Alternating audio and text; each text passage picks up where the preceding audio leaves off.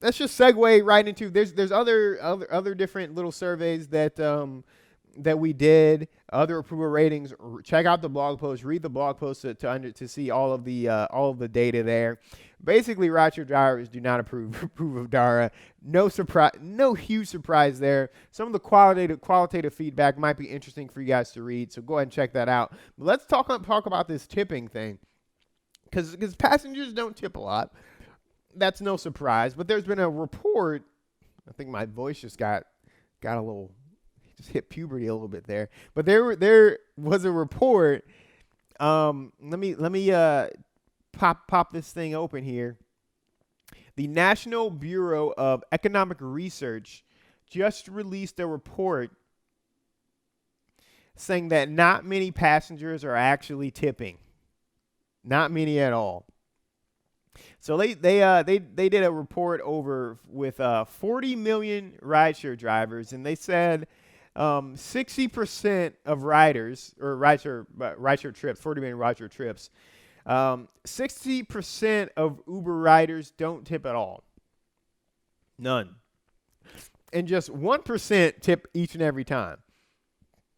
And then when riders do tip, when a passenger does tip, it's only about $3. I'm sure that goes up and down, depending on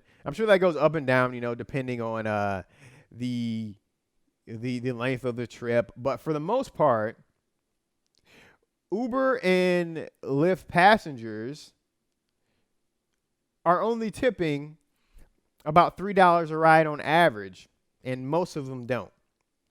But what's interesting about this study that we need to make sure that what's interesting about this study is that I'm trying to pause my notifications here. What's interesting about this study is that, all right, I'm going to cut this part. What's interesting about this study is actually, though, that it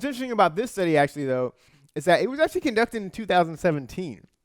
And then, so if you remember, for a long, long time, I know you remember, but for a long, long time, Uber was kind of very staunchly against tipping.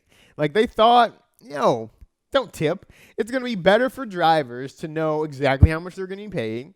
It's going to be better for riders to not feel like they need to tip, right? Everyone's income, how much they're paying is always guaranteed, so it's going to be better that way. Well, the world has changed, and I think Uber has been proven to be a bit wrong in that situation. So they obviously have made a change, and somewhere, I think it was early 2017, might have been late 2016. I have to look it up, but they started allowing tips. So you're basically getting a survey of passengers that are probably just getting used to the fact that they can even tip.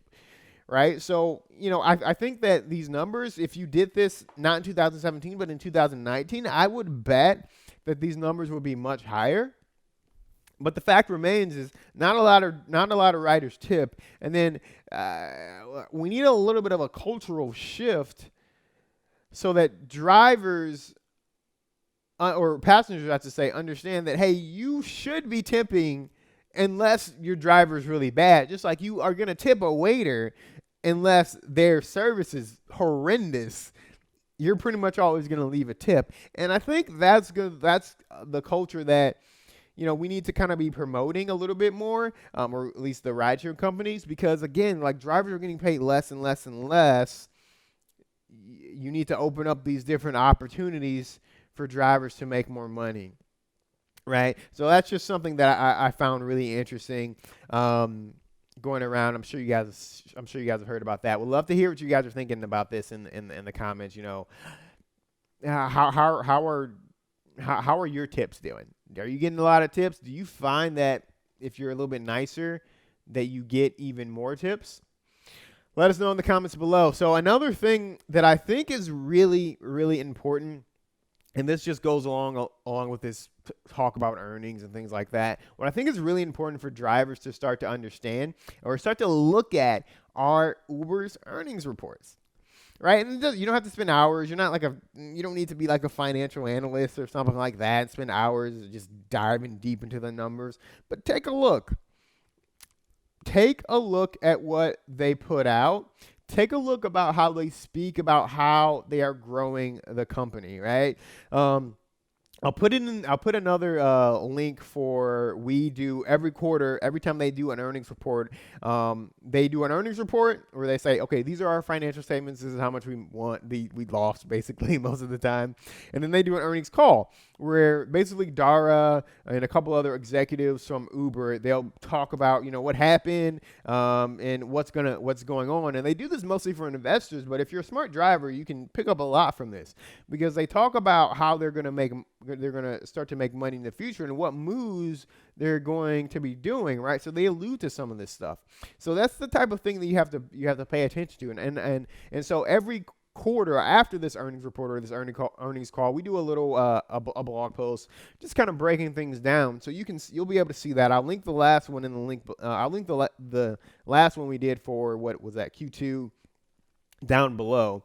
But I think that's important for drivers to actually look at because, again, it'll kind of help you inform you about, how they're moving next, right? And then one of the things that's really important to understand and think about and know about is this figure called a take rate. And if you read the blog post, I'm like all over, like, pay attention to the take rate because the take rate, it's different. It's not like what they take exactly from you as a driver for every trip. It's what they take in totality, right? So then from their ride-sharing business. And you can see the breakdown from ride-sharing business to Uber Eats to whatever else they're doing, right? And so it's really important to look at this because you can understand as an aggregate, as a whole in the market, how is that take rate fluctuating? And then so when you start to see that take rate trickling down a little bit quarter by quarter by quarter, that's when you can start to think, hey, this isn't just me in like an isolated situation, or hey, this isn't just my town or my city or Chicago or whatever. It's not just that. This is talking about the entire industry. Right, so it's important to look at that and really educate yourself on that. And there's some good things that Uber and Lyft, because Lyft does the same thing. There's some good things that they talk about that they're doing for drivers kind of going forward in the future that, again, you'll want to pay attention to. So that, I believe Uber's earnings call is going to be November 4th. I will have to confirm that and let you know in the in our description. But yeah, I believe it's going to be November 4th. We're going to do a write-up on it, tell you what you need to know from that. To just make sure that you're prepared for that.